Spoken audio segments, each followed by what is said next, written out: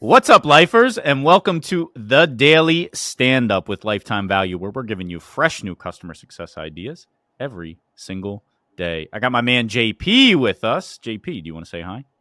What's up, people?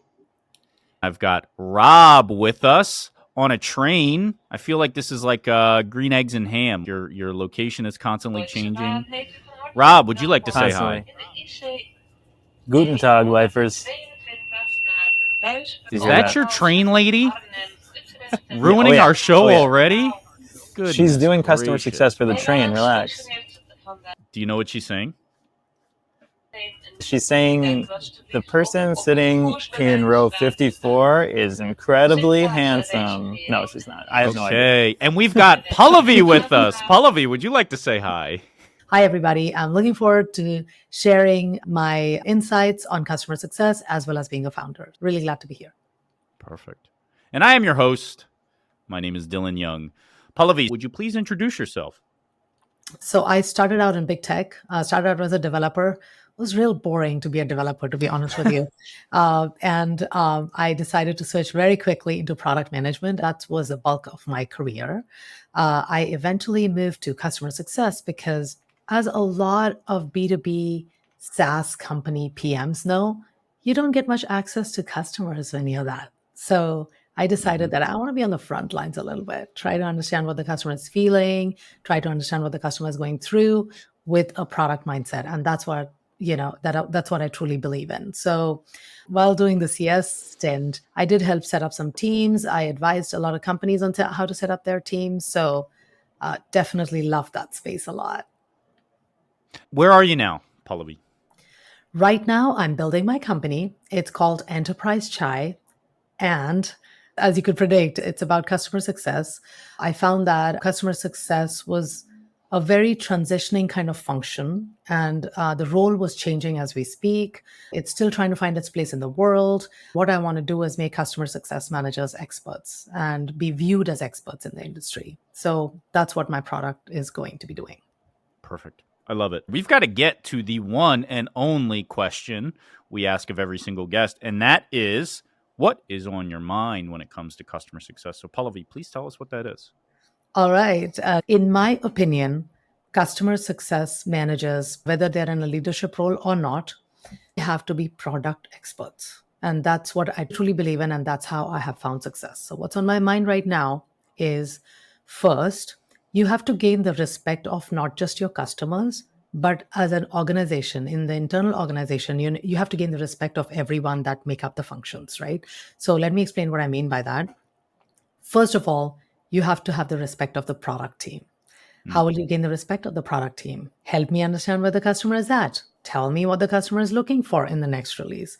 Write up the stories and epics if you can, and pass it on to me. And prioritize it for me. That's something that you can do right away, and look for the weak signals when you're talking to customers about that, right? So you must know your product deeply and be able to give the information to the product team about what exactly they need. What do they need? They need requirements, and they need prioritization on those requirements to build their roadmap.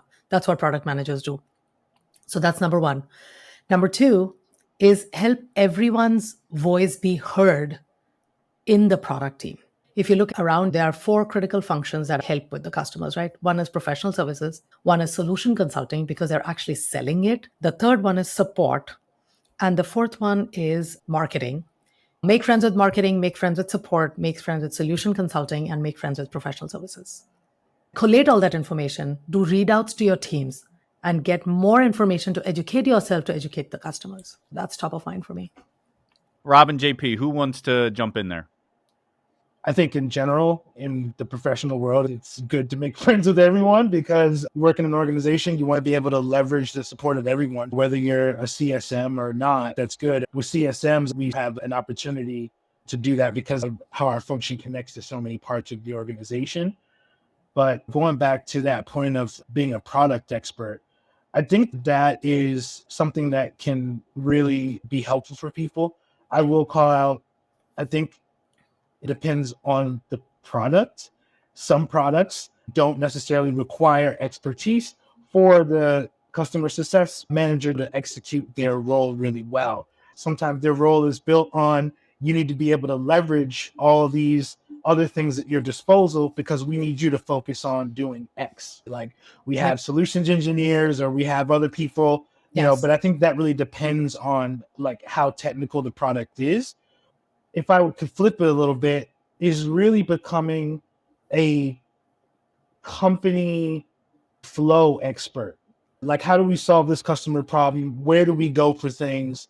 Having those relationships with people so that you know who to reach out to and they're responsive. I think being an expert at your company, how your company functions, and knowing the boundaries and limits for how to effectively work with the customer and the product to achieve that goal. I think that definitely is applicable everywhere.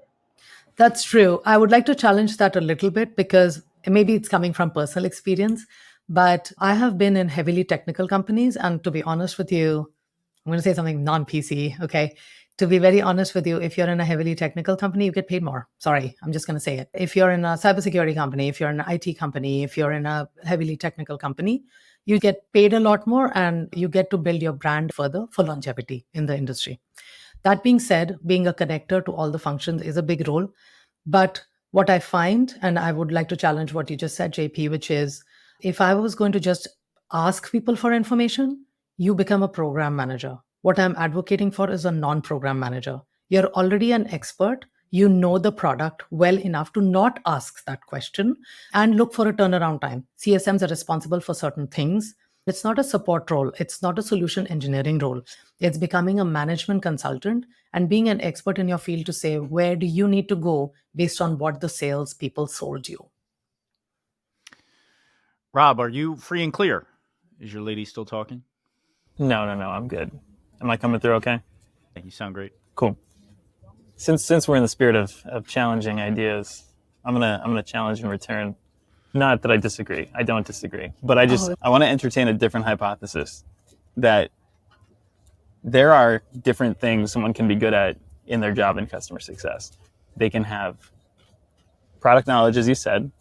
They can have deep industry knowledge. They can have functional knowledge about how to be a CSM, how to be a really effective CSM. Maybe you're really good at upsells and renewals and that kind of thing. If I wanted to stack rank those, I might, don't quote me on this, I might put product knowledge at the bottom. Completely. I love the idea. I imagine that if you're creating this, I certainly don't want to put words in your mouth, but it sounds like at the end of this, you'll say, and this is all things that Enterprise Chai is going to help you do, right? Get rid of a lot of the busy work and help you be the product expert. Yes. I've made this joke before, and I am certainly cognizant of the fact that this is one perspective, so I'm not poo-pooing any of it, but it feels like this is a fantastic time to once again say, great, just another thing that a CSM has to do, right?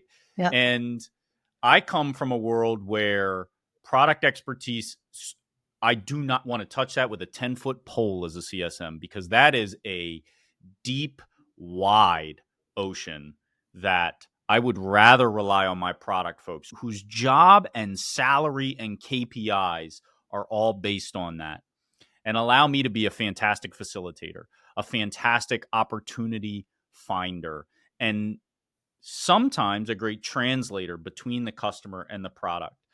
But I do believe that there is a space in which what you describe is absolutely the ideal. And I believe it is in those highly technical roles, and it is the ultra enterprise level. Like you have one customer and all you do is manage that customer and make sure that they're using the product to the best of their ability. We largely in our conversations speak to a more, they might be enterprise, but we do also speak to a lot of SMB where you've got a larger book of customers, anywhere from 10 to 200. And it can be really difficult to be that product expert or to have the time to speak to all of your customers about your expertise at that level. And so less of a challenge and more, I want to recognize the value of what you're saying while also saying, like, I want to call out to the audience that this is not the end all be all if you're in a scenario where it's just not possible.